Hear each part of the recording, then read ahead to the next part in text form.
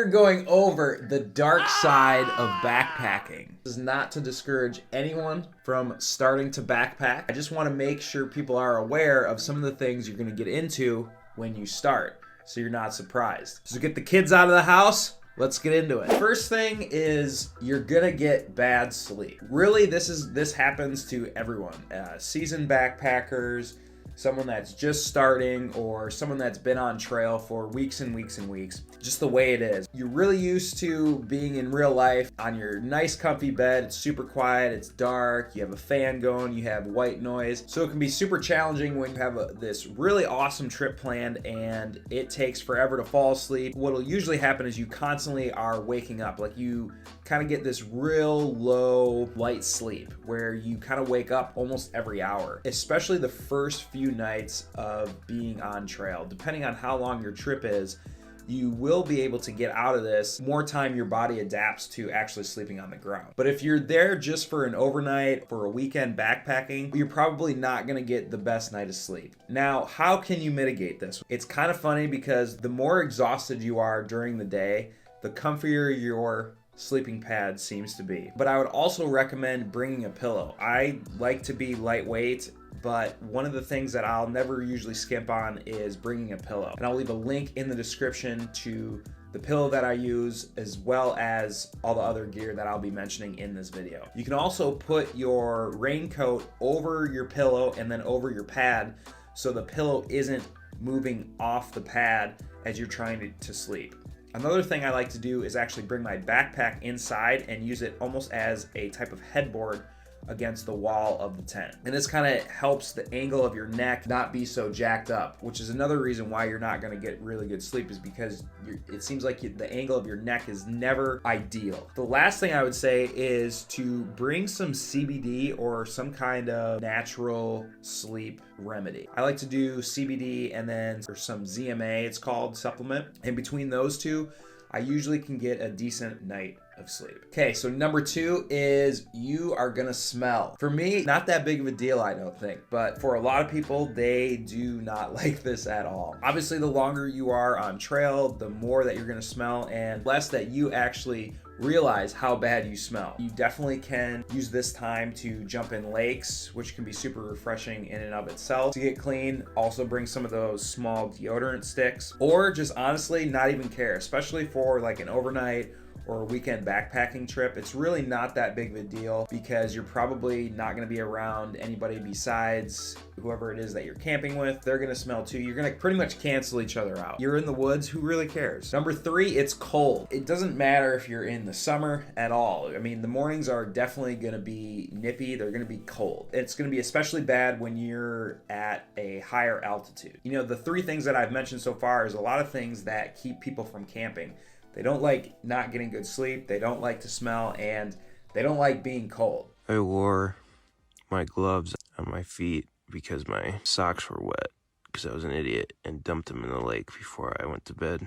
Being aware of some of these things going into it, I think adjusts our mentality to deal with it as they come and not be frustrated when they come up. With being cold, there's 2 things that you can do to mitigate this. Number 1 would be bring some coffee along. The coffee in the morning is great to warm up. It's great for your hands. You got the Palmer warming, as Dr. Andrew Huberman calls it in his podcast, which is a great way to warm the rest of your body. And then the second thing is actually positioning your tent wherever the sun is going to come up and get sun first. There's nothing worse than actually camping in the shade and when the sun comes up and you're not getting any sun. Which, speaking of lake, do not camp next to a lake because it's going to be way colder, because the cold air actually will sink in the evening and will just sit there by the lake. And also the condensation from the lake is going to get into your tent and it's just going to be wet and it's going to suck. Just don't camp in meadows. So if you camp in meadows, the thermal radiation of your heat is just going to be lost into space, whereas if you're camping under some trees but not widowmakers, be careful with that, it will bounce the radiation back to you and it'll keep you warmer. Number 4, expensive ass gear. Hiking gear can be super expensive to get into,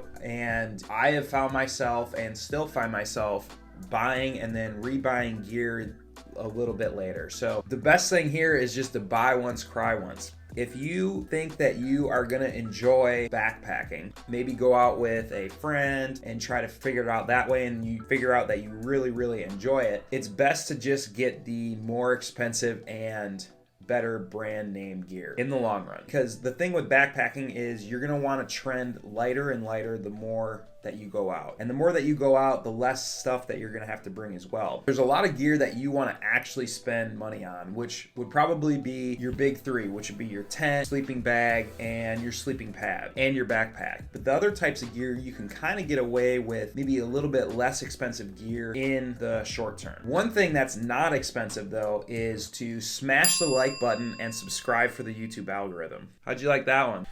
Well, I added some bonus things to the list because as I'm editing, I just realized there's a lot more to the dark side of backpacking. You have to deal with animals. Now, I'm really not talking so much as the big animals. Now, if you're in Montana, Wyoming, Idaho, some of those type of Rocky Mountain states, you're gonna have to deal with grizzlies and things like that. What I'm referring to right now are actually smaller animals.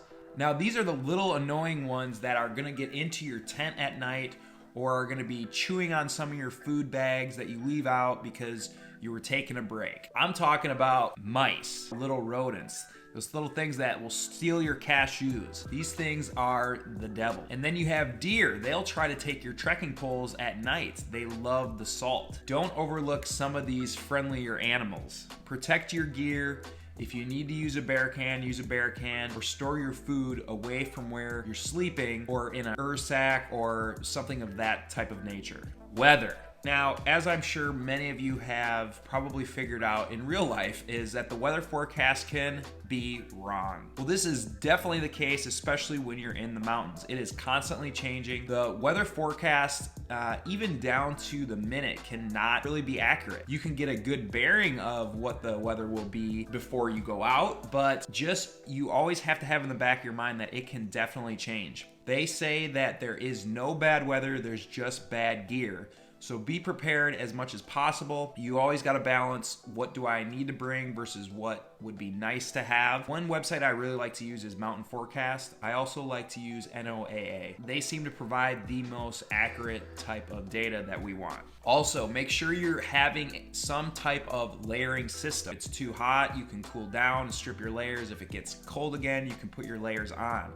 If one layer gets soaked, you can dry it while you have other layers to have. Layering systems are a super effective way to be warmer or colder when you actually need it. Another thing is that you're gonna eat like as someone that is a very healthy eater in real life, this one has been a hard concept for me to grasp. Now, it is fun to have your Spam and tortillas and your Snickers bars every day, but after a while, my palate really craves veggies again. It really isn't a big deal, especially if you're just doing a weekend hike or something like that, but they have done studies of thru hikers that actually saw them get less healthy even though they were walking every single day, they were exercising every day, but their diet actually made them less healthy when they took blood tests. So what I do to mitigate this is bring some kind of greens powder. I usually mix it in with my oatmeal in the morning. Now, speaking of oatmeal, I really make that healthy. I don't bring the sugar packets. I pack it all up beforehand and I cold soak it, and so I'm putting a whole bunch of healthy stuff in it, chia seeds, protein powder, stuff like that. If you're interested in the recipe, let me know down in the comments and I will pin it. But also you need to make sure you're getting your vegetables in town. So when you get into town, if you're on a thru hike, you gotta get that salad. Even though it's really not a lot of calories, it does wonders for your brain. You're gonna get lonely, obviously, especially if you're solo. When someone goes solo, they're really looking for that time alone to be with themselves and all that kind of stuff, which is great, which I love that too. But there does come a point where it's very silent, you're not seeing anybody, and you're gonna be in your head quite a lot. So be aware that you're gonna hit some of these thresholds where you have kind of already filled up your cup of being solo, but you have to just keep being solo because you're on this trip. So one of the best ways to mitigate that is to download your podcasts, your audiobooks before you go out, because then you can actually listen to those when kind of the going gets a little bit mundane and you've thought every single thought that you ever could have, on this trip. What I usually like to do is go silent for the first few hours in the morning because that's my favorite time of day. And then once the afternoon kind of rolls around, I will start doing the podcast, and then I will start listening to my audiobooks. It is an absolute roller coaster. So when you're backpacking, there's always going to be highs and lows. And everybody that I take backpacking now, I always tell them that there's going to be highs, there's going to be lows to this journey. So we are seeing how difficult this is. But for the most part, there is going to be more highs than there is lows on trail. There's more good days than there are bad days. But trips like these, backpacking, the reason we do them is because we want to get outside of our comfort zone, get outside of the same thing that we've been doing every weekend for the last 10 years, where it's very predictable. And you want to get out into the wilderness where unpredictability kind of rules it all. And this can come down to weather. This can come down to you forgot a piece of gear, or something breaks, or something doesn't go right. But it's a giant roller coaster that you need to be cool with the fact that there is going to be highs, but there's also going to be lows as well. I think that's what makes us keep coming back to backpacking. Now, with all this said, probably the biggest lesson that you will learn when you start backpacking is that it makes you grateful for everything that you have in regular life. So you'll get back home, you'll be like, oh my God, I have running water. I don't have to filter it. I have a nice comfy bed. I don't have to worry about the thunderstorms that are going to be rolling in. It's just a great way to bring a lot more gratitude into your life. There's also a link to a course for beginner backpackers in the description. Check it out. There's a ton of videos. This is from a really reputable source. One of my buddies, he did the PCT back in 17 or 18. I can get you 15% off if you use the code CHAD. I wish I had this when I started. I'm always big on having mentors, and this would be a perfect mentor for you. It's gonna save you money in the long run because you're not gonna be wasting it on gear that you don't think you need. I'm gonna leave a link for beginner backpackers to watch up here. Thanks for watching. We'll see you for the next video. Babe, don't listen.